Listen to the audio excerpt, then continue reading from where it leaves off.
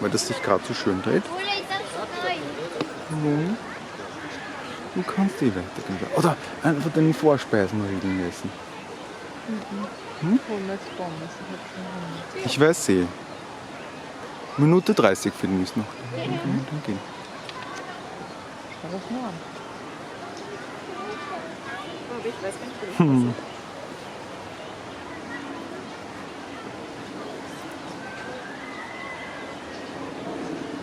Ich will gerade auch keinen Schnitt.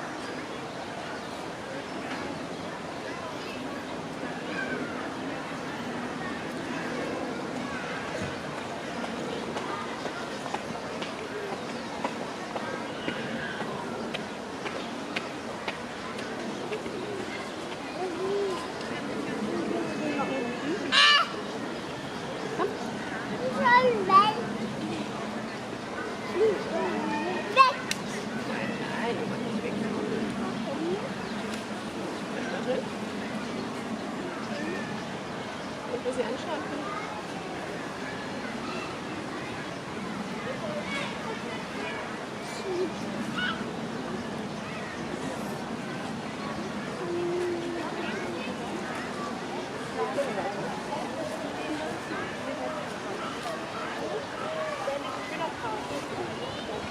Schön.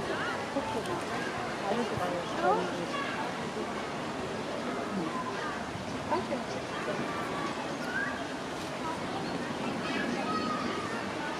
Das für Kinder war das ja Jungs. Ja, ja, das ist der Kleine, ja, da vorne. Möchtest du dich nochmal in den Wagen setzen?